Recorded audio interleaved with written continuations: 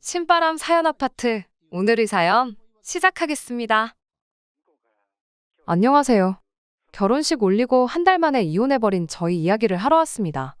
이혼 사유가 흔해 빠진 성격 차이라던가 하는 이유였더라면 이게 뭐 자랑이라고 이렇게 제 이야기하러 찾아오지 않았을 거예요. 대화로 풀 수 있는 사소한 문제였다면, 단순한 가치관 차이였다면 어떻게든 대화로 해결해보려고 노력이라도 해봤을 겁니다. 하지만 이미 신뢰가 박살나버린 이 상황에 남편과 더 결혼 생활을 이어나가야 할 이유가 하나도 없더라고요. 결혼한 지 딱 한 달, 고작 제 나이 30에 이혼 엿딱지를 달고 살게 되었으니 그건 참 안타까운 상황이지만, 한편으로는 차라리 일찍 결정한 게 100번 나은 선택이구나 싶어요. 어차피 지금 이혼 안 해봐야 그게 10년 후가 되었든 20년 후가 되었든 혹은 내일 모레가 되었든 간에 언젠간 이혼하게 되었을 게 안 봐도 뻔하니까 말이죠. 남편과는 3년 연애를 했고 결혼까지 하게 되었습니다. 남편의 본가는 지방에 있고 대학생 때부터 쭉 혼자서 서울에 살고 있었다고 해요. 대학생 시절에는 기숙사에서 생활을 했는데 졸업하자마자 취직이 결정되면서 아예 그대로 서울에 눌러앉은 케이스였지요. 저랑 연애를 시작한 건 취직하고 몇 년이 더 지나서였고요. 3년 연애하는 동안 다른 건 몰라도 남편이 대단한 효자라는 건 알고 있었습니다. 그때는 그저 요즘 사람답지 않게 가정적인 사람이구나 싶었어요. 이따금씩 부모님을 끔찍히 챙겨도 너무 끔찍하게 챙기는 거 아닌가 싶은 생각이 들 정도로 연애할 당시 남편의 부모님 생각하는 마음은 참 대단했습니다. 개봉하기 전부터 보고 싶다 노래를 부르던 영화가 있었는데 그 영화 보다가 한참 재밌어지는 타이밍에 남편이 갑자기 후다닥 상영관 밖으로 나갔던 적이 있어요. 저한테 말 한마디 없이 말이죠. 그러고 한참 30분 정도나 지나서야 상영관에 돌아왔고요. 저는 뭐 급하게 배탈이라도 났었나 싶었고 어차피 한참 영화관 안에서 영화 보는 와중이었다 보니 왜 나갔다 왔는지 딱히 묻지는 않았습니다. 영화가 다 끝나고 나서야 어딜 그렇게 급하게 나갔다 온 거냐고 물었는데 남편은 어머니한테 전화가 걸려와서 그랬다며 멋쩍게 웃었었어요. 집에 무슨 급한 일이라도 생긴 거냐, 안 좋은 일이라도 있는 거냐 걱정했는데 그냥 안부차 전화하셨던 거라고 하더라고요. 보고 싶어 하던 영화까지 포기할 정도냐고 그냥 영화 끝나고 다시 전화드리면 되는 거 아니었냐고 물어봤더니 자식이 부모를 기다리게 하는 건 불효라고 하면서 부모님 전화면 일단 받는 게 먼저라고 언제든지 안 받고 하고 싶을 때 하면 되는 거라고 생각하지 말라며 저를 타일렀어요. 더군다나 자기가 대학생 때부터 계속 부모님하고 떨어져서 살고 있는 거 모르냐며 거리가 멀어진 만큼 연락을 자주 하는 게 부모님한테 효도하는 방법이라고 설명을 하더라고요. 결국엔 그 영화를 2번이나 봐야 했네요.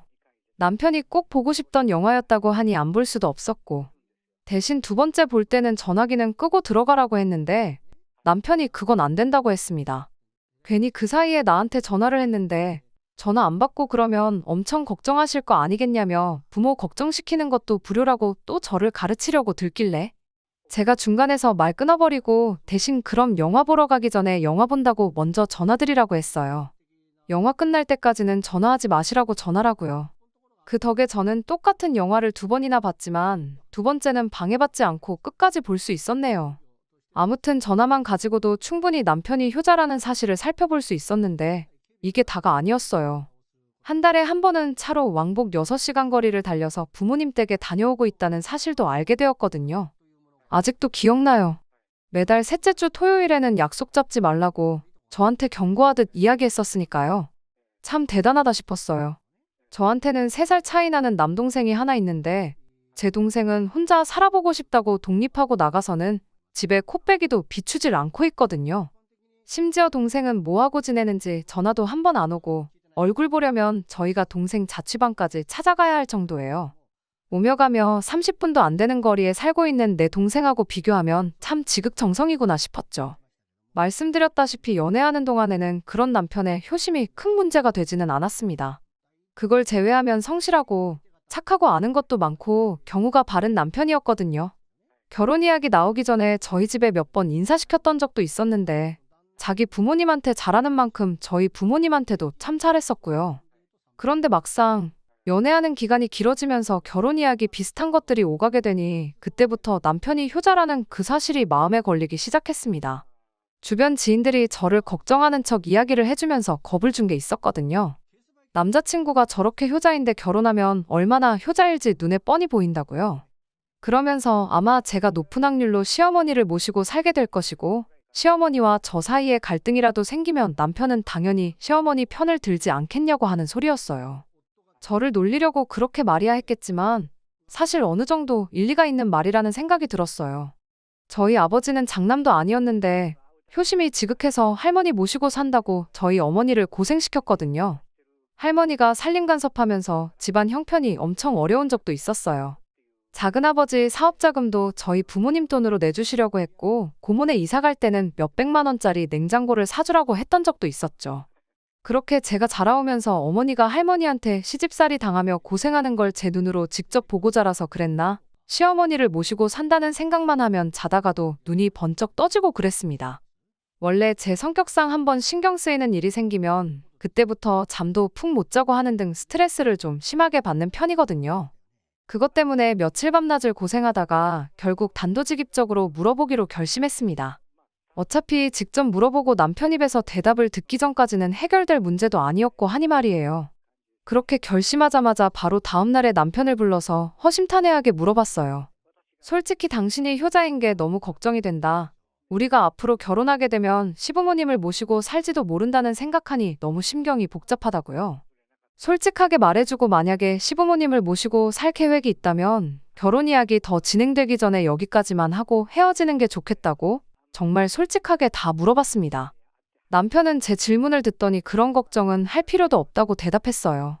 그 정도로 스트레스 받고 있는지 몰랐다며 차근차근 하나씩 설명을 해주더라고요. 일단 시부모님을 모시고 살 일은 없을 거라고 딱 잘라서 대답을 해줬습니다. 이유는 별거 아니었어요. 시부모님이 서울에 올라올 일이 없을 거라 확신하고 있었거든요. 시부모님이 그쪽 지역에서 2대째 내려오는 식당을 운영하고 계신다고 알려주더라고요. 남편이로 나이차가 조금 있는 누나가 있는데 누나가 3대째로 가게를 이어받을 계획이라고 말을 했어요. 누나가 혼자서 가게를 꾸려나갈 때까지는 가게 때문에라도 그쪽 지역에 쭉 계셔야 할 테고 재산이라고 집 한 채 가지고 계신 거랑 가게뿐인데 누나가 가게를 이어받게 되었으니 생각해보랍니다. 모셔도 누나인 신우가 모시지 자기가 모실 일은 전혀 없으니 걱정 말라고요. 게다가 평생을 그 지역에서 살아오셔서 친구들이며 경제 기반이며 다 그쪽 동네에 있는데 자기가 뭐 서울에서 갑부 재벌이 돼서 떵떵거리며 살고 있는 것도 아니고 기껏해야 월급쟁이 신세를 면치 못하고 있는데 시부모님이 여기로 이주할 이유가 전혀 없지 않냐고 하더라고요. 제가 궁금해할 법한 것들을 물어보기도 전에 싹 다 정리해주니 더 물어볼 것도 없고 참 안심이 되었습니다. 남편은 거기에다가 또 한 가지 말을 더해서 해줬어요. 지금 매달 시댁에 가고 있는 것도 물론 부모님 안심시켜드리기 위해서 가고 있는 건 틀림없는 사실이라고. 하지만 그 외에도 자기가 매달 찾아뵙는 이유가 따로 있어서 가고 있는 거라고요. 자기가 지금 혼자서 자취를 하고 있다 보니 매달 그렇게 시댁에서 반찬이며 생필품이며 이것저것 얻어오는 게 많다고 겸사겸사 자기한테 도움되는 게 있어서 다녀오는 거라 했어요. 그리고 결혼을 하게 되면 명절 정도에 찾아뵙는 정도로 시댁에 방문하는 횟수를 줄일 생각이라고 말을 해줬습니다. 만에 하나 그 외에 시댁에 가야 할 일이 생기면 나 혼자 다녀오면 되는 거 아니겠냐고. 그러니 자기가 매달 시댁에 방문하는 것도 다른 이유가 있는 게 아니니까 걱정일랑 할 필요 없다고 제가 걱정했던 부분을 전부 다 해소시켜줬습니다. 다 계획과 생각이 있는 사람이구나 싶었고 그때부터는 저도 이 결혼에 확신을 갖기 시작했어요. 결혼하면 정말 남부럽지 않게 잘 살게 될 것이라 믿어 의심치 않았는데 차라리 시부모님을 모시고 살았으면 모시고 살았지 더한 게 저를 기다리고 있을 줄은 생각도 못하고 있었습니다. 최악의 상황이라고 생각했던 시부모님 합가 문제가 깔끔하게 정리되고 나니 결혼을 더 늦추거나 할 이유가 없었어요. 그전에는 우리 결혼하면 뭐를 어떻게 하면 참 좋겠다 하는 식으로 뜬구름 잡듯이 이야기했었다면 합가 문제에 대한 궁금증이 해결되고 나서는 뭐뭐 하면 좋겠다가 아니라 뭐뭐 하자, 이거 하자, 저거 하자 하는 식으로 확실하게 정할 수 있었습니다. 그 덕에 결혼 준비는 막힐 것 없이 잘 진행되기 시작했어요. 남편이야 저희 집에 결혼 이야기 나오기 전부터 몇 번 왕래를 했던 적이 있었다 보니 결혼 허락 받는 자리는 간단하게 끝냈습니다. 그리고 제가 시댁에 인사를 드리러 가게 되었지요. 그때까지는 무언가 이상하다 하는 위화감을 느끼긴 했지만 그 안 좋은 예감이 진짜가 되리라고는 상상도 하지 못했습니다. 둘 다 직장인이고 시댁이 거리가 있다 보니 토요일 새벽부터 만나 출발했어요. 중간에 출출해서 휴게소 들러서 우동 한 그릇 먹고 다시 출발했습니다. 그래도 새벽 일찍 출발한 덕분에 차는 하나도 막히지 않았고 예상했던 시간보다 더 일찍 도착하게 되었어요. 시댁 주차장에 들어서면서 남편이 시어머니한테 전화를 했습니다.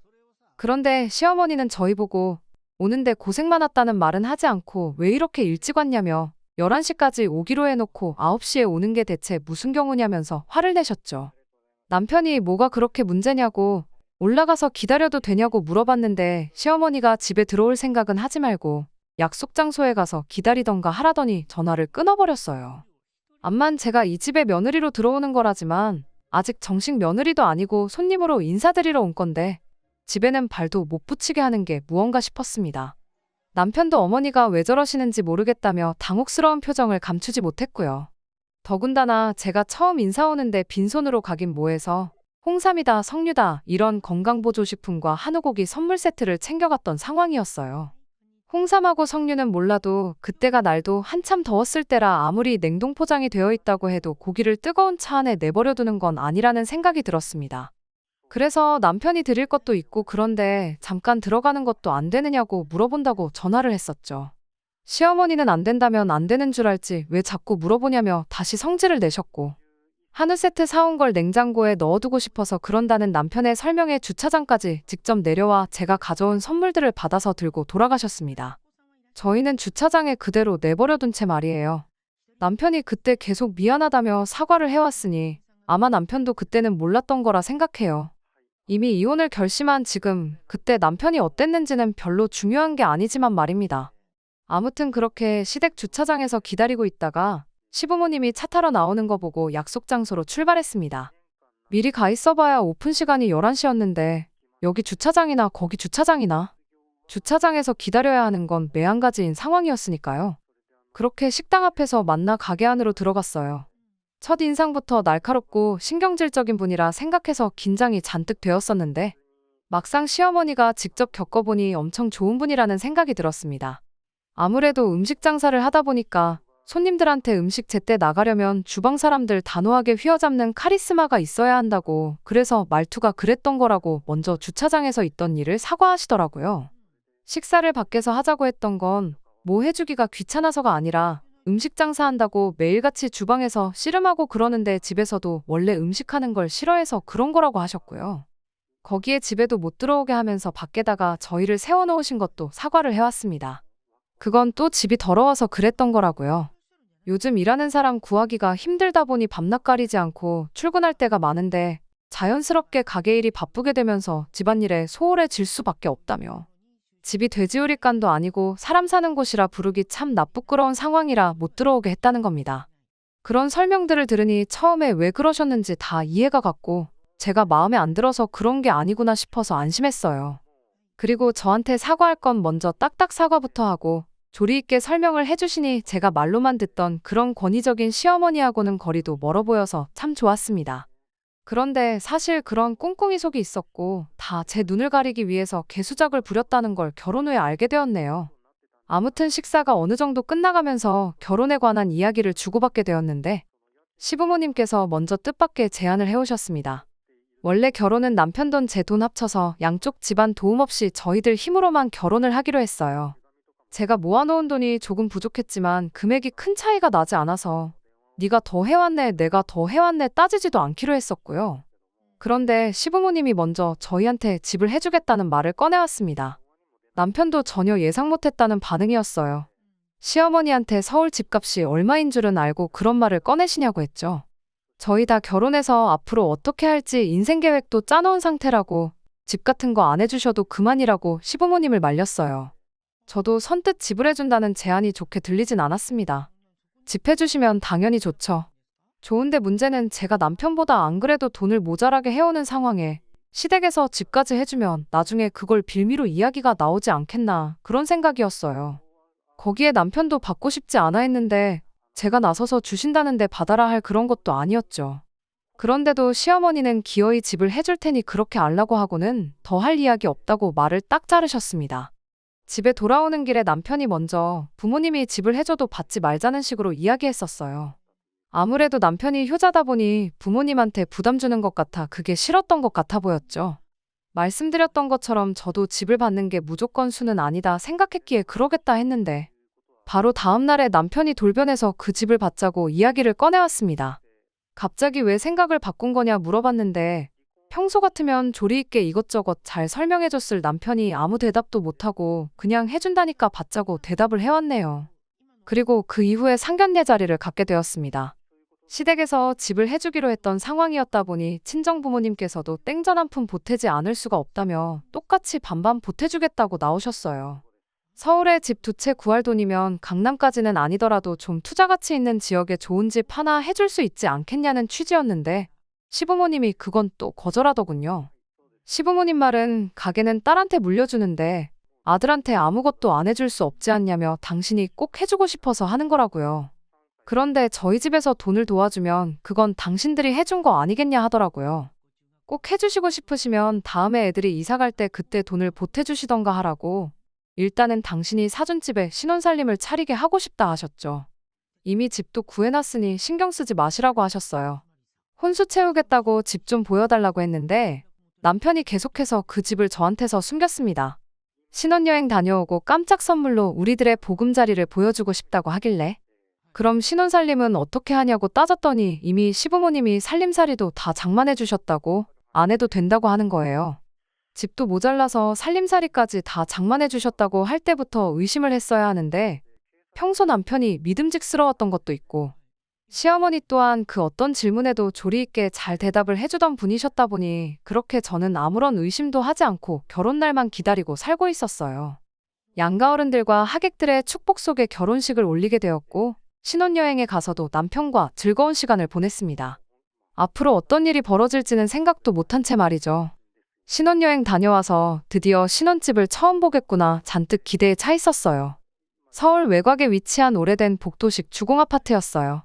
사실 그 당시에는 그런 거 하나도 신경 쓰이지 않았죠. 이제부터 시작될 결혼 생활에 부푼 기대와 함께 현관문을 열었는데 현관문 열자마자 제 기대는 와장창 산산조각이 나버리고 말았습니다. 이미 저희보다 먼저 살고 있는 사람이 있었거든요. 남편의 약속은 지켜졌어요. 그 집에 시부모님이 살고 계셨던 건 아니니까요. 시할머님이 이미 방 한 칸 차지해서 살고 있었거든요. 심지어 시할머님은 치매까지 있는 데다가 혼자서는 거동도 못할 정도로 몸이 많이 약해져 계신 상태였어요. 그제서야 시부모님이 집을 해주겠다던 거, 집을 안 받겠다던 남편이 집을 받자고 하루 만에 말을 바꾼 것부터 인사드리러 갔던 날 시댁에는 발길도 못 붙이게 했었던 게 전부 이유가 뭔지 알겠더군요. 제가 혹시나 의심을 할지도 모르니 치매 있는 할머니를 처음부터 저한테 숨기고 싶어서 그랬던 거라는 걸요. 남편은 그제서야 제 눈치를 보며 자기가 다 설명해 주겠다더라고요. 일단 시어머니가 집을 해주는 조건으로 시할머니를 저희한테 떠맡긴 건 사실이라고 이실직고 하더라고요. 남편은 그래도 걱정하지 말라고 한 일주일 정도 있다가 못하겠다 말하고 할머님을 다시 시댁으로 돌려보낼 생각이라고 그게 자기 작전이라고 하는 거예요. 이미 결혼식도 올렸고 집도 다 해줬는데 우리가 배째라 나가면 시부모님도 어쩔 수 있겠냐고 하더라고요. 그 말이 하나도 믿기지는 않았죠. 평소에 남편이 얼마나 효자인지 누구보다 더 잘 알고 있었으니까요. 하지만 믿는 거 말고는 아무 방법이 없겠더라고요. 그래서 한 달 내로 이 상황을 정리하라고 말했어요. 남편은 걱정 말라고 자기가 알아서 해결하겠다고 자신있게 이야기했는데 한 달이 지나도 감감무소식이더라고요. 오히려 은근슬쩍 그래도 살아보니까 살만하지 않냐고 의도가 뻔해 보이는 질문을 해왔습니다. 딱히 힘들 건 없었던 게 출근한 동안에는 간병해 주시는 분이 와서 할머님을 케어해 주셨고 퇴근하고 와서는 저는 손가락 하나 까딱도 안 하고 전부 남편이 하고 있기는 했었으니까요. 하지만 제가 편한 거랑 신뢰를 박살내버린 건 별개의 이야기이죠.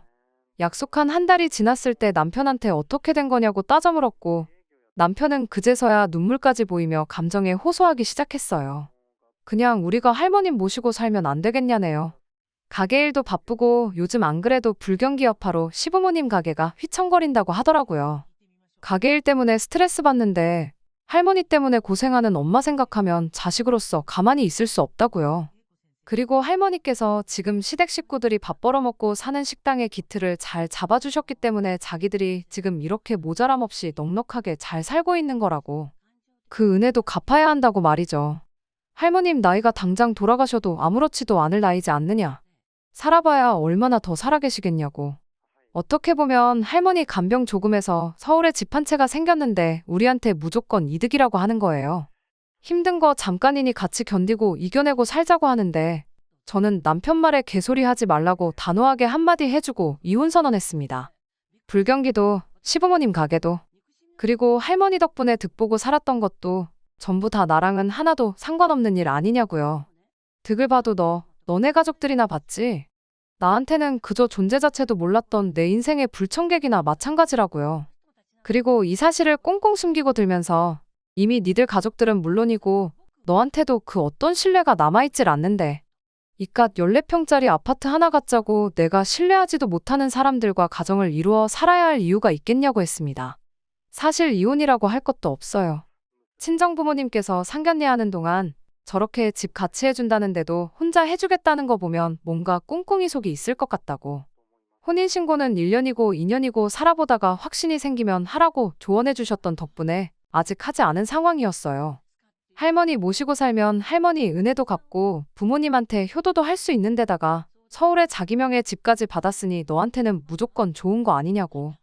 나는 이깟 집도 필요 없고 신뢰도 하나 없는 남편하고 평생 같이 살 자신도 없으니 그냥 갈라서겠다고. 그러니 너 혼자 알아서 잘해보라 말하고 저는 제 짐 챙겨서 거지 같은 집구석에서 뛰쳐나왔습니다. 그렇게 결혼 한 달 만에 이혼하게 되었네요. 사실 그때 첫날에 현관문 열었을 때 시할머님이 살고 있는 꼬라지 보자마자 그냥 이혼하겠다고 하고 하루 만에 털고 나왔어야 했는데 한 달이면 나름 빨리 결정 내렸구나, 잘했구나 하고 생각했는데 지금 이렇게 있었던 일 정리하면서 다시 생각해보니 한 달도 너무 오래 걸렸구나 싶은 후회뿐입니다. 돈도 집도 당연히 다 중요하겠지만 배우자 간에 서로에 대한 신뢰만큼 중요한 건 없다고 생각합니다. 서로를 믿고 사랑하기에 평생을 함께할 결심을 한 거 아니겠어요? 집 없이 돈 없이 살 수는 있어도 사랑 없이는 타인과 함께할 수 없는 법이죠. 그래도 덕분에 이거 하나는 확실히 배울 수 있었네요. 끝까지 들어주셔서 감사합니다. 오늘의 사연은 여기까지입니다. 구독과 좋아요, 알람 설정 부탁드리고 더 좋은 사연으로 다시 찾아뵙겠습니다. 감사합니다.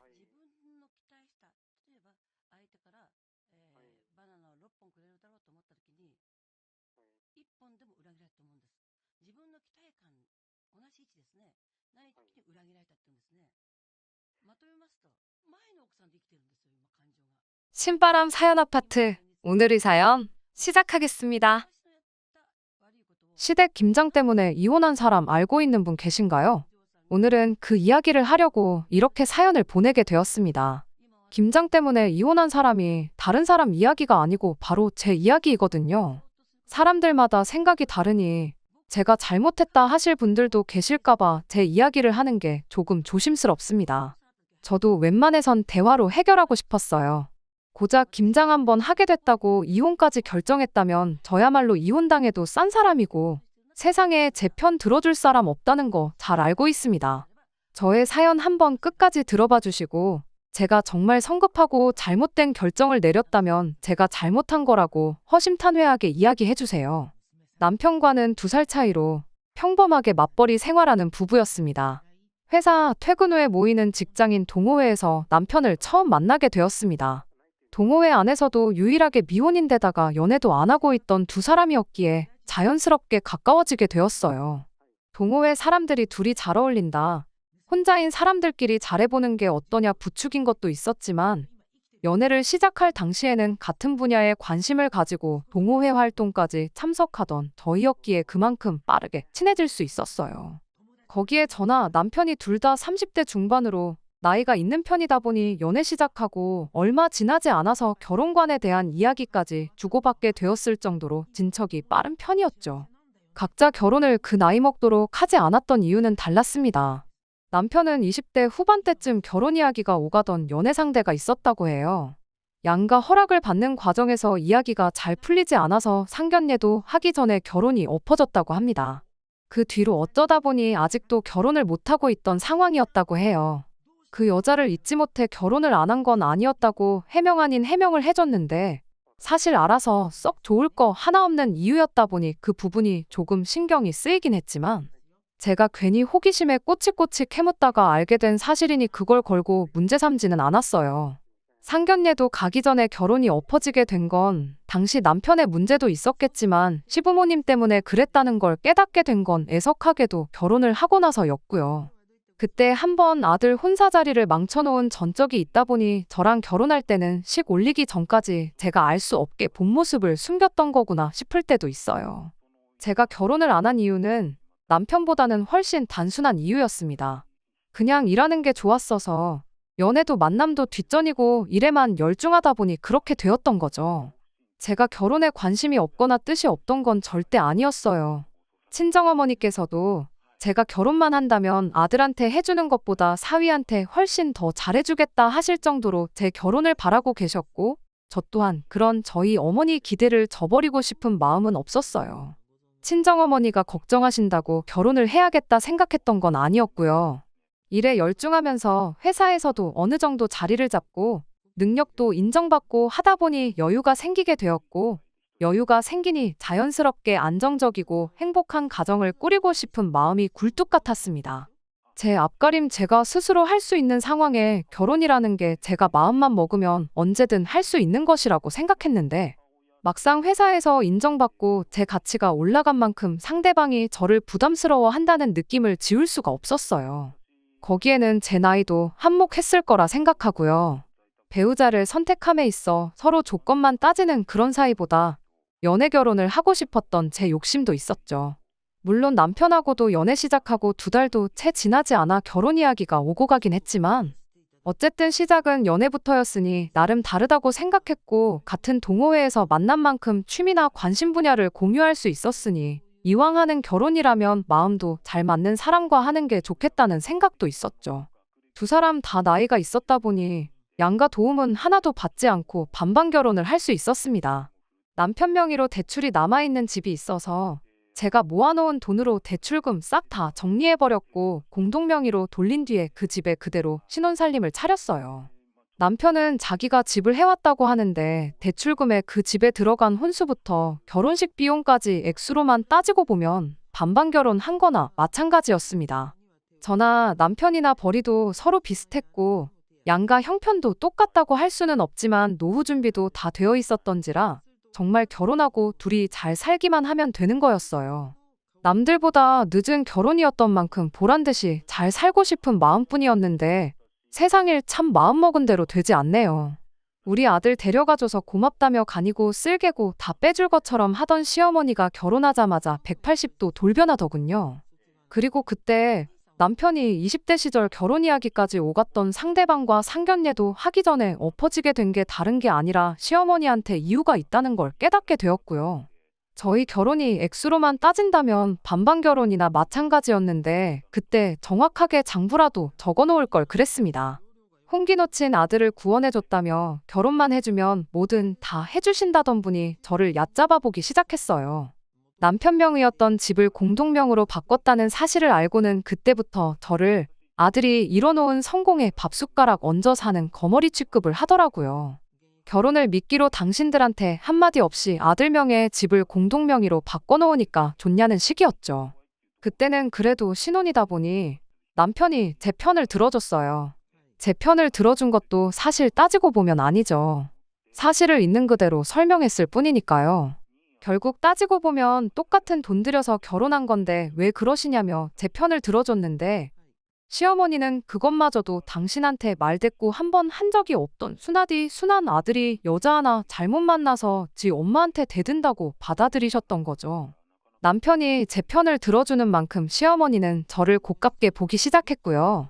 그래도 남편이 중간에서 버티고 있어주니 저한테 더 무슨 소리를 할 수는 없었는데 그걸 유치하게 시집살이로 복수하기 시작하더라고요. 모시고 살았던 게 아니다 보니 직접적인 시집살이는 아니었지만 일주일에 2~3번씩 안부 전화를 하라던가 하는 어이없는 요구부터 연락도 없이 신혼집 문 따고 들어와서는 살림 간섭을 한다던가 잔소리를 한다던가 하는 식으로 말이죠. 그 정도야 어떻게든 참을 수 있었는데 아들 아침밥은 잘 챙겨주고 있는지 검사하러 왔다고 아침 6시에 저희 집 문 따고 들어왔을 때는 정말 참을 수가 없었습니다. 그간 잘 참고 있었는데 아침밥 어떻게 차려주는지 검사하겠다는 말에 쌓여있던 게 터져버렸네요. 맞벌이 하는데 아침밥은 왜 저만 차려야 하느냐고 말대꾸를 했어요. 시어머니도 보통 분은 아니었던지라 며느리가 말대꾸를 한다며 바로 큰 소리가 터져나왔고 아침 대바람부터 시어머니랑 대판 싸우기 직전까지 갔었죠. 남편이 어떻게 시어머니도 말리고 저도 말리고 해서 그날 아침은 잘 넘어갔는데 그날 퇴근한 남편이 그래도 그렇지 그게 며느리가 시어머니한테 할 태도냐. 엄마가 틀린 말 한 것도 아닌데 뭐가 그렇게 불만이냐며 저한테 한마디 하더라고요. 출근 늦을까봐 자기가 나서서 말렸던 거지 그게 아니었으면 시어머니한테 욕 한 사발 먹게 내버려 뒀을 거라고 하는 겁니다. 저는 아침 안 챙겨 먹어도 그만인 사람이에요. 실제로 결혼하고 나서 남편이 아침 안 먹고 나가면 힘이 안 난다고 해서 몇 번 차려주긴 했는데 밥상 다 차려놨다고 해서 저도 같이 밥을 먹거나 한 건 아니었거든요. 아침엔 저도 출근 준비하느라 바쁘다고 아침은 알아서 챙겨 먹으라고 몇 번 이야기도 했었고 도무지 혼자서 밥을 먹을 생각은 없어 보여서 전날 저녁에 전자레인지에 돌려먹기만 하면 되도록 준비해주기까지 했었습니다. 전자레인지에 돌리기만 하게 준비해 준 것만 해도 감지덕지 해야 할 사람이 아침밥은 당연히 내가 차려주는 거고 시어머니 말이 틀린 게 없다고 엄마 편을 들고 있으니 엄청 서운하더라고요. 그래서 그때 처음으로 부부싸움을 하게 되었습니다. 남편과는 냉전 상태로 거의 3일 정도 말 한마디 주고받지 않을 정도였는데 그 싸움을 친정어머니가 대신 말려주셨어요. 제 딴에는 너무 속상해서 신세한탄이라도 하려고 친정어머니한테 전화를 했었습니다. 세상에 무조건적으로 제 편을 들어주는 건 역시 내 가족밖에 없구나 싶었어요. 하지만 어머니께서는 그렇다고 평생 남편하고 말 한마디 안 하고 지낼 건 아니지 않냐며 적당한 타이밍에 화해를 하라고 조언을 해주셨어요. 어머니랑 아내랑 싸우면 중간에서 새우등 터지는 게 남편이라고. 저희 아버지도 할머니 문제로 어머니 속을 많이 썩였다고 하시면서 먼저 화해의 손길을 건네보라 저를 설득하셨죠. 제가 직접적으로 미안하다고 하지는 않았지만 어찌저찌 화해는 했습니다. 남편도 불편했던 게 이만저만이 아니었다 보니 꽤나 이성적으로 나왔고요. 화해한 뒤에는 확실하게 짚고 넘어갈 건 짚고 넘어가자 했어요. 시어머니한테 우리 반반 결혼했으니 간섭하지 말아달라고 해달라는 그런 거창한 것까지는 바라지도 않았습니다. 다만 우리끼리라도 가사일이나 등등해서 공평하게 하자고 했죠. 제가 아침밥을 차려주는 만큼 남편도 집 청소라든지 빨래라든지 하는 다른 일들을 도맡아서 하는 식으로 말이죠. 남편도 흔쾌히 그러겠다 했고요. 그렇게 화해한 후에도 시어머니가 몇 번 아들 아침밥 검사한다고 몇 번을 더 찾아오셨는데 원하는 대로 제가 아침밥 차려주고 있는 모습을 봤을 땐 흡족해 하셨는데 남편이 그만큼 집안일을 하게 되었다는 사실을 알게 되니 그건 또 언짢아 했습니다. 그리고 나선 결혼 후 맞는 첫 명절에는 집안 제사를 부활시키더군요. 명절날 제사 음식 해야 되니까 새벽바람부터 오라는 말에 남편도 어이가 없었는지 우리 집이 언제부터 제사를 지냈냐고 따지기까지 했어요. 모처럼 연휴인데 쉴 만큼 쉬다가 느즈막히 시댁 가서 점심 먹고 집에 올 계획이었는데 새벽 일찍부터 가자니 남편도 가기 싫었던 거고요. 시어머니는 이제 너도 결혼했는데 조상님 덕 좀 보려면 제사를 지내야지 않겠냐 하시는데 그전에는 조상님 덕 안 보고 멀쩡히 잘 사시던 분들이 이제 와서 저러는 게 누가 봐도 저한테 일 시키고 싶어서 그러는 거라는 걸 단번에 알 수 있었죠. 막상 제사 시작하니 지방도 쓸 줄도 모르고 상 차리는 방법도 제사 절차도 아무도 몰라서 제사도 제가 옆에서 이것저것 알려주면서 해야 했네요. 저희 집이 제사를 거의 FM대로 지내는 집이었다 보니 시댁 제사가 힘들 것도 없었습니다. 솔직히 음식하는 것도 결혼 전에 명절 때마다 매번 하던 일이라 힘들 것도 없었고 음식은 넉넉하게 한 만큼 집에 가져가면 그만이었으니 그냥 하루 고생해서 연휴 내내 먹을 거 걱정 없이 편하게 보낼 수 있겠다는 생각이었거든요. 명절 제사를 부활시켜도 스트레스 하나를 받지 않는 모습을 보니 시어머니는 시어머니대로 약이 바짝 올라서 겨울 다가오니 이젠 김장을 부활시키더라고요. 남편 포함해서 시댁이 김치를 그렇게 좋아하는 편도 아니고 그래서 한 20년 전부터는 김치를 쭉 사서 먹어왔다고 하는데 저 고생 한번 시키겠다고 여태 안 하던 김장까지 부활시킨 거예요. 명절도 그렇고 김장도 그렇고 솔직히 저 힘든 일 좀 시켜보겠다고 시어머니가 스스로를 힘들게 하고 있는 것처럼 보여서 그때쯤부터는 시어머니가 다 안쓰러울 지경이었습니다. 귀찮고 번거롭고 하기 싫은 거야 당연하지만 시어머니도 일을 같이 해야 하는 것들이잖아요. 여태 안 하고 지내던 걸 다시 시작하면서까지 제가 고생하는 모습을 보겠다는데 그때부턴 저도 그냥 적당히 맞장구 좀 쳐주자 하는 생각까지 들었어요. 그런데 또 김장날이라고 미리 날짜까지 다 정해놓고 배추도 나름 30포기나 준비하셨던 모양인데 막상 첫 해 김장에 저는 참석하지 못했습니다. 마침 제가 회사에서 해외 출장 스케줄이 생기게 되었거든요. 출장 기간만 무려 3주나 되는 장기 출장이었고 회사에서도 이중 언어가 되는 사람이 저밖에 없었다 보니 제가 김장 때문에 못 간다고 할 수도 없는 상황이었죠. 김장날 맞춰서 시댁으로 배추며 속재료며 전부 싹 다 배달받기로 되어 있었는데 저는 김장 시작도 하기 전에 해외 출장을 가게 되면서 결국 시어머니 혼자서 그 배추들을 다 처리하셔야 했어요. 처음 남편과 부부싸움을 했던 이후로 제 나름대로 일을 더 크게 만들지 않고 어느 정도 맞장구 쳐주면서 합리적인 방법으로 헤쳐나가고 있다 생각했어요. 처음에는 못마땅하고 스트레스를 많이 받았었지만 이 정도 시집살이면 충분히 견딜만하다 싶었습니다. 저희 어머니가 할머니한테 당했던 거 생각해보면 이건 시집살이 축에도 못 낀다고 생각했고 남편이 적절한 순간에 중간 역할만 잘해주면 10년이고 20년이고 너끈히 해낼 수 있겠다 생각했었죠. 부활시켰던 제사도 돌아온 명절에는 다시 안 하기로 정해졌었고요. 제사가 없어지면서 시어머니도 저를 괴롭히는 걸 포기했나 싶었거든요. 요상한 시집살이도 사라졌고 이제 진짜 행복하게 잘 사는 일만 남았다고 생각했는데 10년은커녕 결혼한 지 2번째 해를 맞던 작년에 결국 이혼을 결심하게 되었습니다. 작년 이맘때쯤 일이었어요. 아침 출근 준비로 한참이던 때에 배달기사님이 초인종을 누르더라고요. 뭐 배달시킨 적이 기억이 없는데 저희 집 앞으로 20kg짜리 절임 배추 15상자가 배달이 온 거예요. 이게 다 무엇냐 이래저래 확인하니까 시어머니 이름으로 주문돼서 저희 집으로 배달이 되었더라고요.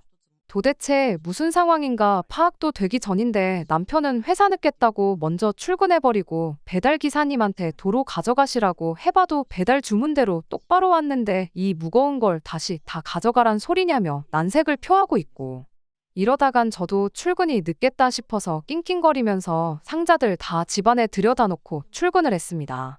배달기사님이 집 안까지 옮기는 걸 도와주시긴 했는데 15상자나 되다 보니 시간이 꽤나 많이 걸렸고 결국엔 지각까지 하게 되었죠. 출근길에 시댁에 곧바로 전화를 했죠.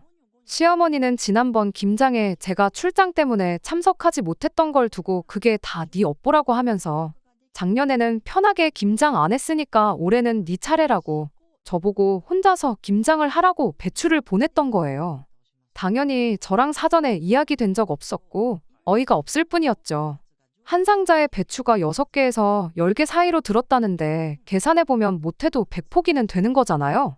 그 와중에 시어머니는 네 편하라고 절임 배추로 보냈으니까 시간 잡아먹는 것 없을 거라고 수고하라고 하더군요. 작년에 시댁 김장 30포기 했어요. 올해는 왜 100포기로 늘어났는지도 알 수가 없고요. 솔직히 김치가 워낙에 맛없게 돼서 작년에 저희도 3포기 받아왔는데 아직도 김치냉장고에 2포기 그대로 남아있어요. 시댁에서 남은 27포기는 어쨌는지 제 알바가 아니었지만 100포기 이거 다 담근다 치더라도 보관할 장소나 있겠나 싶더라고요. 시어머니가 작정하고 배추를 보냈는데 안 한다고 말해봐야 그냥 넘어갈 것처럼 보이지도 않았고 출근길 만원 지하철 안에서 시어머니랑 싸우고 싶지도 않았어요. 그래서 알겠다 대답하고 곧바로 아침 난리통에 혼자 출근해버린 남편한테 전화를 해서 어떻게 잘 좀 해결해보라고 부탁을 했죠. 남편은 제 부탁에 알겠다고 대답을 했고 뭐 어떻게든 되겠구나 싶었어요. 환불을 하든 시어머니도 와서 같이 돕든 어떤 식으로든 말이죠. 회사 도착해서도 엄청 신경이 쓰이긴 했는데 남편한테 전화를 해도 바쁜 건지 전화를 받지 않았고 아무쪼록 잘 해결되길 바라는 것 말고는 할 수 있는 게 아무것도 없었습니다. 그리고 점심에 친정어머니한테서 전화가 걸려왔어요. 그리고 그 순간 이혼을 결심했죠. 친정어머니는 전화로 대뜸 니네 뭐 식당이라도 하나 차리기로 했냐면서 배추가 이게 다 뭐냐고 물어오셨어요. 어머니가 어떻게 알고 계시냐고 곧바로 물었죠. 대답하시기를 아침에 박서방한테 장모님이 담가준 김치가 먹고 싶다고 전화가 왔었답니다. 재료며 필요한 건 집에 다 있으니 담가만 주시면 된다고 했는데 어머니는 기껏해야 배추 한두 포기 생각하시고 왔는데 쌓여있는 박스들 보고 놀라서 전화를 하셨던 거예요. 저 출근하고 나서 무랑 고춧가루, 파 이런 것들도 다 배달이 왔었나 보더라고요. 그 박스들이 현관문을 막고 있어서 집에 들어오는 것부터 애를 먹으셨다는데 어이가 다 없더라고요. 시댁 김장을 다른 사람도 아니고 장모님한테 떠넘기는 게 말이나 되는 소리인가요? 재료랑 이런 게 다 있다고 연락을 드렸던 걸 보면 남편도 시어머니가 우리 집에 배추 말고도 다른 김장 재료들을 배달시킬 거라는 걸 미리 알고 있었다는 소리나 마찬가지잖아요. 그 길로 어머니한테 아무것도 하지 말고 집에 가만 계시라고 하고 회사에 말해서 반차 내고 집으로 향했습니다. 집으로 가는 길에 남편한테 전화를 주거라고 했는데 한 번을 받질 않더라고요. 무슨 일이 일어날지 다 알고 있으니 안 받는 게 뻔했죠. 그래서 제가 회사로 전화를 해서 남편 바꿔달라고 연락까지 하게 되었네요. 남편도 제가 전화를 회사로 걸 줄은 생각도 못했는지 제 전화 받고 엄청 놀라더군요. 상황이 불리해지니까 한다는 소리가 작년에 어영부영 김장 안 하고 그냥 넘어가지 않았냐고 하면서 이번에는 당연히 제가 할 차례고 제가 할 생각이 없으면 장모님이라도 대신 하는 게 맞지 않겠냐는 겁니다. 내가 못한다면 못하는 거고 안 한다면 안 하는 거지. 시댁 김장을 왜 우리 엄마가 해야 되냐고 말도 안 되는 소리 하지 말라고 했어요. 남편이 한다는 소리가 작년에 시어머니가 김장을 해줘서 우리가 편하게 김치를 먹을 수 있지 않았냐고 합니다. 그에 비해 장모님이 우리한테 배추 한 쪽이라도 주신 적이나 있었냐며 배추값이며 재료비까지 다 시어머니 돈으로 계산한 건데 그깟 김치 좀 담가주는 게 뭐 대수냐고 큰 소리를 치더라고요. 그렇게 옥신각신하던 사이에 저는 집에 도착했어요. 말도 통하지 않는 놈하고 대화해봐야 끝도 안 나겠다 싶으니 전화 끊어버리고 집에 돌아가자마자 제 짐부터 챙기기 시작했습니다. 웬만하면 친정어머니도 사위 편을 들어주셨을 텐데 이 상황이 말이나 되는 상황이냐며 제 짐 챙기는 것부터 도와주셨어요. 그대로 가자니 썽이 안 차서 시어머니 돈으로 계산했다던 배추랑 속재료들 낑낑거리며 다시 다 밖으로 꺼내놓고 이웃분들한테 필요하신 분 있으면 가져가시라고 전부 나눠주고 나서 친정에 도착했네요. 그날 남편은 저한테 전화 한 통도 하지 않았습니다. 알고 보니 괜히 퇴근 후에 집에 왔다간 잡혀서 강제로 김장에 동원될 걸 걱정했었는지 그날 퇴근은 시댁으로 했었던 거죠. 그 덕에 저는 한층 더 수월하게 이혼을 결심할 수 있었네요. 그나마 시어머니와 저 사이에서 내 편을 들어주는 사람이라고 생각했는데 그건 눈 가리고 아웅이었을 뿐. 자기 엄마가 며느리 기강 잡기 위해서라면 장모님한테 시댁 김장을 대신 하라고 시킬 정도로 팔이 안으로 굽어있는 사람이라고는 제가 생각도 못했던 거죠. 그리고 그런 사람의 어디 뭐를 보고 이걸 용서해주고 넘어가겠어요? 다다음 날이 되어서야 제가 김장 재료들은 다 이웃들 나눠줬고 저는 짐 싸서 친정가 있는 걸 알게 된 남편이 그제서야 상황이 걷잡을 수 없게 되었다는 걸 느꼈는지 사과를 해왔는데 하루 늦은 덕분에 저는 오만정이 다 떨어져서 이미 이혼을 결심한 상황이었어요. 남편한테 다른 말은 안 하고 네 대출 대신 갚아준 거 이자까지 쳐서 도로 가져오고 혼수로 해간 것들은 내가 사갔을 때 들어간 비용 그대로 만들어 놓으라고 했습니다. 결혼 비용은 인심 써서 반반 낸 걸로 쳐줄 테니 그 비용도 마련해 놓으라고 했어요. 다른 건 몰라도 신혼집 대출 갚아주면서 공동명의로 해놓았던 것만큼은 정말 조상님이 도왔다고밖에 설명이 되질 않네요. 우여곡절이 있었지만 결국 올해 여름에 완전히 부부 사이 정리하고 깔끔하게 이혼했습니다. 그 와중에 배추값이랑 김치 재료값 타령하는 시어머니 보니까 저는 어떻게든 그냥 넘어가지 않고 빨리 이혼해버린 걸 정말 잘했다는 생각뿐이에요. 그 아끼는 아들 20대 때는 결혼 상대랑 파혼까지 시키더니 30대 때는 이혼까지 시킨 대단한 시어머니입니다. 물론 시어머니 혼자만의 잘못은 아니죠. 그 나이 먹도록 똥오줌 못 가리고 무작정 엄마 편 들고 있는 남편도 잘못이 있어요. 그러니 앞으로 어떻게 살든 관심 하나 없습니다. 그래도 아무쪼록 이 이혼을 계기로 엄마 편 들어봤자 자기 인생에 도움될 거 하나도 없다는 것 정도는 배웠으면 싶네요. 그렇지 않으면 남편의 미래에 기다리고 있는 건 또 한 번에 파혼이나 이혼이 될 거라는 건 안 봐도 뻔한 일이니까 말이죠. 끝까지 들어주셔서 감사합니다. 오늘의 사연은 여기까지입니다. 구독과 좋아요, 알람 설정 부탁드리고 더 좋은 사연으로 다시 찾아뵙겠습니다. 감사합니다. 신바람 사연 아파트, 오늘의 사연 시작하겠습니다. 연애 3년에 결혼해서 이제 반년도 안 지났는데 이 이상 더 버텨봤자 이혼하는 시기만 늦춰지는 거지 뭐 다를 게 없는 생각이 들어 재빠르게 이혼 결심한 30대 초반의 여자입니다. 제가 이 이혼을 결정하게 된 게 홧김에 그렇게 하기로 정한 게 아니라 정말 하루에도 12번씩은 다시 생각해보고 나름 노력을 했습니다. 하지만 어쩔 수가 없었어요. 시댁은 제 또래 부모님 세대 치고는 드물게 엄청난 대가족입니다. 남편까지 합쳐서 4남매예요. 남편이 무조건적으로 제 편을 들어준다고 해도 이미 쪽수부터 밀려요. 시부모님이 나서서 제 편을 들어줘야 겨우 이기는 정도인데 팔은 안으로 굽는다잖아요. 결혼하고부터는 이 집구석에 내 편은 하나도 없다는 생각이 들었어요. 오죽하면 남편이라고 하겠어요. 내 편은 죽어도 안 들어주니까 그래서 남편 아닌가 하는 생각이 듭니다. 굳이 비유를 하자면 제가 매주는 콩으로 쓰는 거다라고 말을 한다고 쳐보겠습니다. 그러면 남이 편 남편 포함해 6명의 시댁 식구들이 콩이 아니라 팥이라고 우겨요. 저만 이상한 사람이 돼버리는 시기였지요. 처음에는 저도 결혼하고 이 식구들의 일원이 되었으니 당연히 6명 가족들이 제 의견에 입을 맞춰서 콩이라고 해줄 줄 알았습니다. 그런데 저는 그냥 철저히 이 식구들에게서 남이나 마찬가지인 사람이었어요. 저만 빠지면 이 집구석에 의견 다툼 하나 없이 평화가 찾아올 텐데 제가 꾸역꾸역 이 집구석 며느리 안에 올케로 남아있어서 뭐 좋을 게 있나 싶더라고요. 그래서 평생 화목한 가정 되시라고 제가 빠져주기로 했습니다. 돌이켜 생각해보면 시작하자마자부터 첫 단추가 잘못 들어가긴 했어요. 신혼여행 다녀와 시댁에 인사하러 간 첫날이었지요. 시부모님 댁에 인사를 드리러 갔는데 몇 시간 거리에 사는 신우들까지 다 와 있을 거라고는 생각도 못했습니다. 심지어 이미 결혼한 큰 신우는 남편의 자식들까지 다 끌고 쳐들어왔고 아직 대학교 다니는 막내 아가씨는 연애 상대인 남자친구를 데리고 와서 있었어요. 제가 신혼여행 다녀온 게 이렇게 환영받을 일인가 싶었습니다. 이렇게 전부 모이는 게 명절이나 시부모님 생신같이 그런 특별한 날 아니면 거의 없지 않은 거 아닌가 싶었거든요.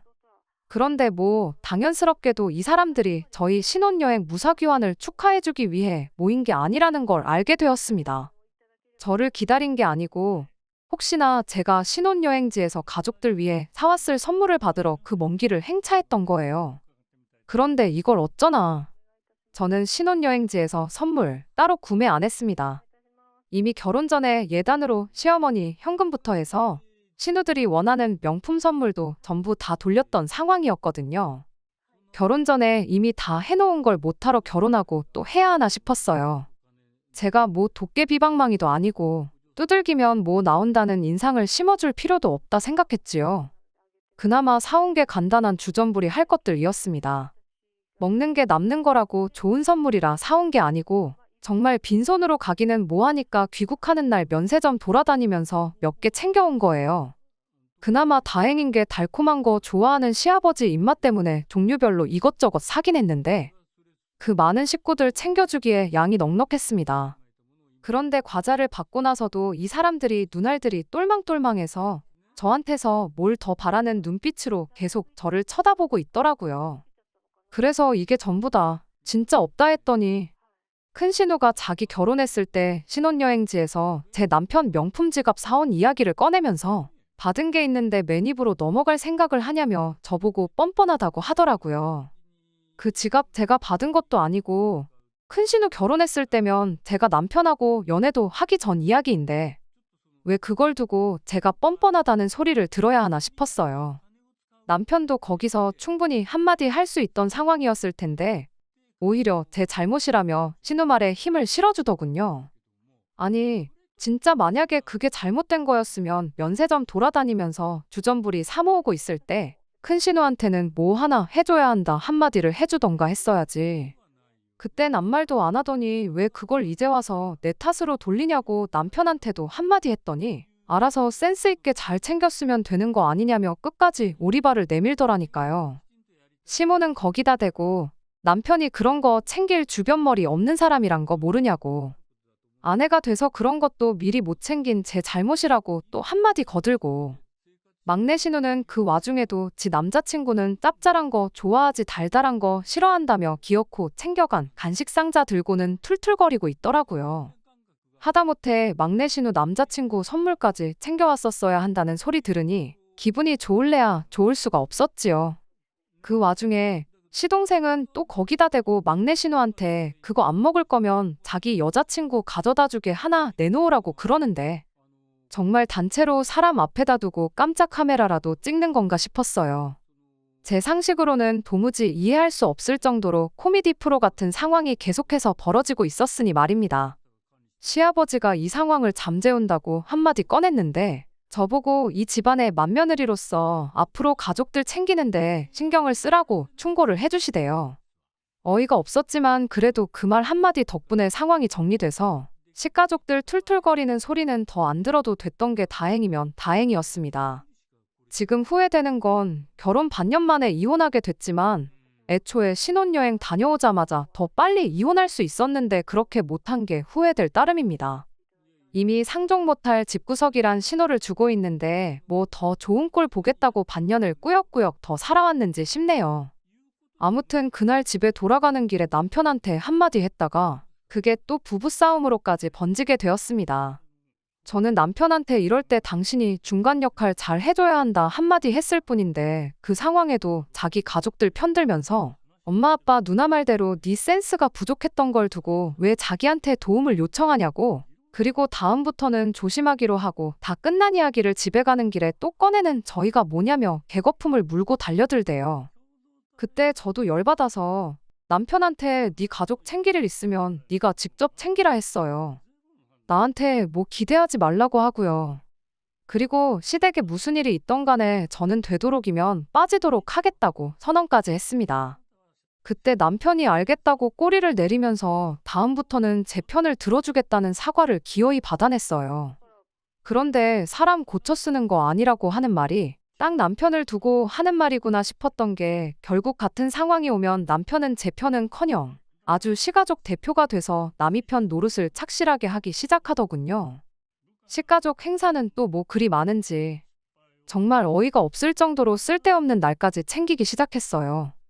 하루는 남편이 저보고 금요일에 엄마가 보자신다며 아무리 늦어도 점심 이후에는 시간을 내서 시댁으로 오라고 했다 하는데 금요일이면 회사원인 저는 당연히 출근해야 하는 날이잖아요. 그리고 그 사실을 다른 사람도 아니고 남편이 모를 리가 없는데 고지곳대로 그 말을 저한테 전하니 어이가 없더군요. 무슨 일 때문에 그러냐 했더니 식가족 행사가 있다는 겁니다.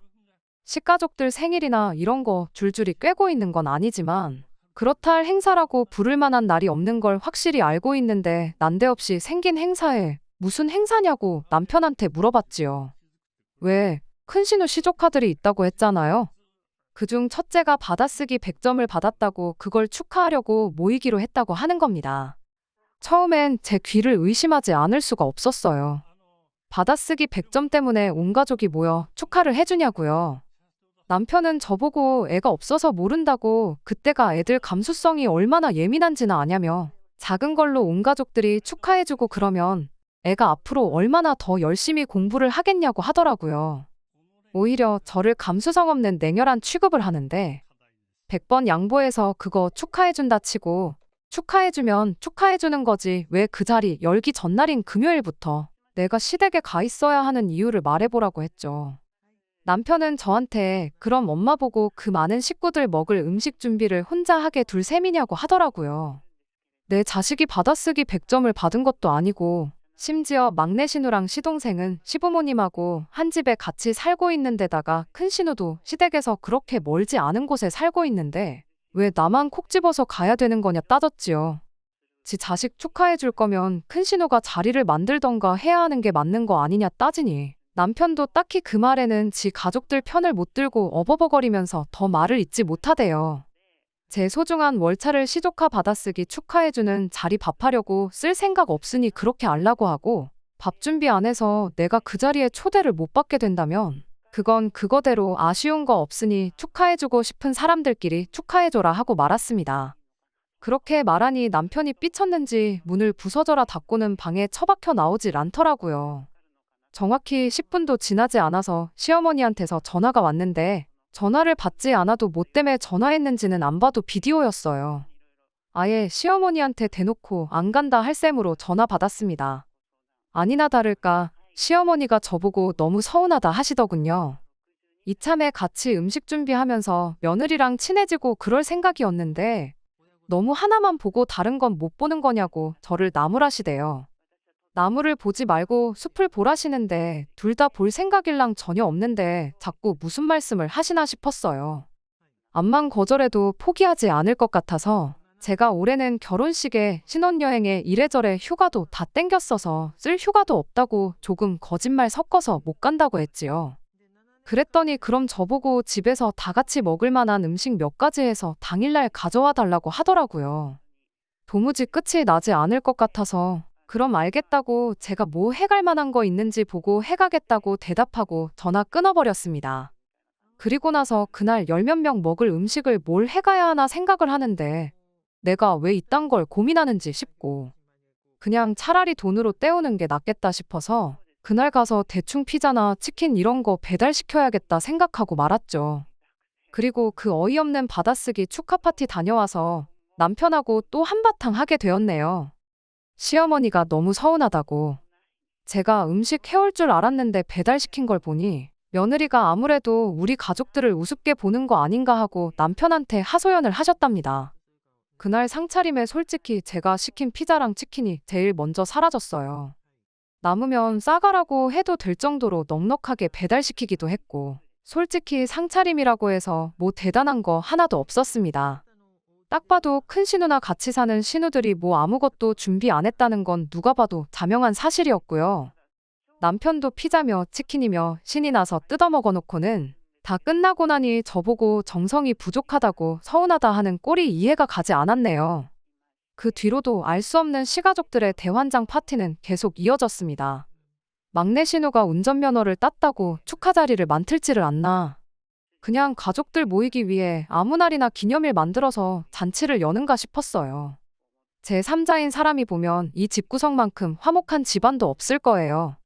말도 안 되는 이유 가져다 붙이며 매일같이 가족 모임에서 다 같이 좋은 음식 먹고 그러니까 말이죠. 저도 이 가족의 일원으로 인정받고 다른 가족들 대하듯이 똑같이 대해줬다면 아마 참 좋은 사람들과 한 식구가 되었구나 그런 생각을 가졌을 것 같습니다. 남편은 계속 제가 외동이라서 형제들 많은 집 분위기를 적응 못하는 거다. 이게 진짜 가족들이 사는 모습이다. 이딴 식으로 말하는데 뭐 저희 가족은 가짜 가족이라는 소리인지.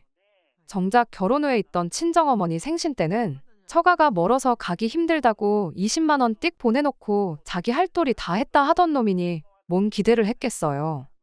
다 같이 사소한 일로도 서로 축하해주고 그러는 게 나쁜 건 아니지만 경제적인 부분이나 귀찮은 것들은 전부 맏며느리인 제가 할 일이 돼버리고 나름 제 할 도리 했다고 생각했는데 결과적으로는 저만 나쁜 사람 되니 그게 참 싫었어요. 막내 신우 운전면허 취득 축하도 해주고 예비군 다녀온 도련님 나라 지키고 오느라 고생했다고 모이고 그런 말도 안 되는 모임 자리 몇 번 가지고 나서 저도 지쳐서 남편한테 나는 더 이상은 못하겠다고. 그냥 앞으로 시댁 식구들 모일 건덕지 있으면 혼자 다녀오고 실컷 축하해주라고 했습니다. 남편은 제가 조금만 더 신경 쓰면 되는데 적응 못해서 그러는 걸 두고 엄살을 부린다고 툴툴거렸지만 제가 안 가겠다는데 뭐 별 수 있었겠나요. 그렇게 한 두 달 정도 지나서 제가 이혼을 결심하게 된 지난달 이야기입니다. 그래도 그날 자리는 나름 의미 있는 타이틀이 있었어요. 시어머니 생신이었거든요. 다른 날이면 몰라도 생신은 당연히 축하해야 마땅한 자리였으니 저도 참석하기로 했어요. 시어머니 생신상 차려주려고 싶었던 건 아니지만 그래도 생신이라는 이름에 걸맞게 이번에는 돈으로 해결할 생각만 하지 말아야겠다 했습니다. 물론 그렇게 결정하게 된 이유에는 신우들도 같이 음식을 돕겠다는 말이 있어서였지요. 어차피 살림은 세 사람 통틀어서 큰 신우가 제일 잘 알 테고 큰 신우 주도하에 음식이 준비된다고 했으니 저도 옆에서 손이나 좀 거들면 되겠다 싶었지요. 남편도 오랜만에 제가 참석한다 하니 기분이 좋아 보였어요. 그렇게 아침 일찍 시댁에 갔는데 일찍 준비한다고 저 먼저 서둘러서 출발했는데 제가 제일 늦게 도착했습니다. 음식 준비가 한창일 줄 알았는데 문 열고 들어가니 큰 신우랑 막내 신우는 거실 소파에 떡하니 기대 앉아서 TV를 보고 있었어요. 제가 늦어서 시작을 안 했구나 싶어서 서둘러서 같이 준비하자고 했는데 주방에 웬 처음 보는 아가씨가 혼자 허둥지둥대면서 불 앞에 왔다 갔다 하더라고요. 딱 봐도 대학생 티가 팍팍 나는 젊고 아리따운 아가씨였는데 쟤는 누구길래 시댁 주방에서 음식을 하고 있나 싶었어요. 큰 신우랑 신우는 제가 오든 말든 신경도 안 쓰고 음식 준비하고 있으니 저기 가서 도와주라길래 주방으로 향했습니다. 그 아가씨한테 당신은 대체 누구시길래 여기서 이렇게 음식을 하고 있느냐 물었더니 자기를 시동생과 만나고 있는 여자친구라고 소개하더라고요. 나이는 23으로 제가 생각했던 것보다 더 어렸습니다. 이제 대학교 졸업반이고 취직 준비하고 있다고 하는데 결혼할 것도 아닌 아가씨가 왜 여기서 음식을 준비하고 있나 했더니 남자친구인 시동생이 엄마 생일이라고 와서 음식하라고 불러냈다고 하더라고요. 아직 세상 물정 모르고 나이차 많이 나는 남자친구가 하래니까 하고 있는 것 같은데 괜히 마음이 측은해지더라고요. 뭘 몰라도 한참 모르고 남자친구가 얼마나 좋으면 결혼도 안 했는데 그 어리고 한참 때인 나이에 예비시댁도 아니고 남자친구 엄마 집 와서 이렇게 종노릇을 하고 있나 싶었어요. 뭐 지가 좋다고 와서 음식 준비하는데 내가 신경 쓸 게 있나 싶어서 저도 같이 음식 준비를 돕기 시작했지요. 딱 보니 기껏 해봐야 라면 정도 끓여본 게 전부겠거니 하는 솜씨로 인터넷 뒤져가면서 열심히 음식 준비를 하고 있었더라고요. 큰 신우랑 막내 신우한테 재료 손질은 얼추 다 끝난 것 같은데 이제 같이 오셔서 도와야 되는 거 아니냐니까. 두 사람은 들은 채 만 채 인터넷에 어떻게 하는지 다 나와 있으니까 그거 보고 빨리 음식 준비나 하라고 하고 지들끼리는 시시덕거리며 다시 TV 보는데 열중하더라고요. 음식 몇 개 하는데 넷이서 힘 뺄 필요 있냐고 둘이면 충분히 할 거 아니냐고 하면서 이쪽은 신경도 안 쓰는데 그때 뭔가 제 머리를 세게 한 대 얻어맞은 것 같았어요. 이 세상 물정 모르는 아가씨나 저나 뭐 다를 게 있나 싶더라고요. 결혼 이야기 나오기 전부터 남자친구 엄마 생일자리에 끌려와 난생 처음 보는 사람들 밥해주고 있는 이 아가씨나 필요할 때 내 편 한 번 들어주지 못하는 남자 믿고 시댁 와서 종노릇 지갑노릇 하고 있는 저나 똑같다는 생각이 들었어요. 그래서 그 아가씨한테는 음식 준비 그만하라 말하고 신우들한테 가서 빨리 음식 준비 도우라고 한마디 했습니다. 다른 사람도 아니고 엄마 생일상 준비하는데 자식들은 놀고만 있고 남의 집 자식들이 음식하는 게 말이나 되냐고 한마디 했죠. 그랬더니 큰 신우가 어이없다는 듯이 저를 쳐다보면서 저보고 생각 잘하라고 하는 거예요. 지금 저 기집애 확실히 버르장머리를 들여놔야지 나중에 제가 편하다고요. 오란다고 와서 음식 준비하는 거 보면 분명히 결혼할 텐데 지금 미리 기강을 다져두지 않으면 고생하는 건 지들이 아니라 저라고 하는 겁니다. 그 말을 들으니 이 신우들 뿐만 아니라 온 집안 식구들이 저를 어떻게 생각했고 자기들 편하기 위해 부려먹을 생각뿐이었다는 사실에 확신이 생겼어요. 그대로 앞치마를 큰 신우 얼굴에 벗어던지고 저는 이 집구석에 더 이상 엮일 생각 없으니 그렇게 알라말하고 자리 박차고 나왔습니다. 나오는 길에 시동생 여자친구라는 아가씨도 데리고 왔는데 평소에도 얼마나 시동생한테 가스라이팅을 당한 건지 나와서도 안절부절 계속 눈치만 보고 있더라고요. 두 사람이 어떤 관계인지는 모르겠지만 지금 이 상황만 봐도 정상은 아니고 좋은 꼴 못 볼 테니 기회가 왔을 때 헤어지라고 했어요. 저도 아가씨 덕분에 이혼할 결심이 섰다고 난 이 길로 이혼 서류 작성하러 갈 거라고 말해줬죠. 집에 도착하니 남편은 아직 출발할 준비도 안 하고 혼자서 느긋하게 커피 한 잔 내려놓고 토요일 점심을 만끽하고 있더군요. 갑자기 들이닥친 저를 보고 당황한 남편이 엄마 생신상 준비는 어쩌고 벌써 왔냐길래 니네 가족 일은 니들끼리 알아서 챙기라고 한마디 해주고 나는 월요일 되는 대로 변호사 찾아가 이혼 준비 시작할 테니 그렇게 알라고 했습니다. 자초지종을 들은 남편이 그 와중에 한다는 소리가 저보고 왜 쓸데없는 오버를 떠냐면서 어린 시동생 여자친구 밥만 닮았으면 우리 집이 얼마나 평화로웠겠냐고 또 가족 편을 들더라고요. 동생이 사람 보는 눈이 있어서 그 어린 나이에도 벌써 시댁 행사 참석하고 군소리 안 하는 참한 며느리감을 데려왔다고. 저보고 그 어린 친구 밥만 닮아보라고 큰 소리를 치더군요. 결국 남편도 신우들이랑 다른 거 없는 놈이고 애초에 제 편을 들어줄 생각 없었다는 걸 결혼 6개월이 지내서야 깨달았습니다. 옛말 틀린 거 하나 없고 사람 고쳐 쓸 수 없다는 말도 정확하게 이런 상황을 두고 하는 말이었던 거죠.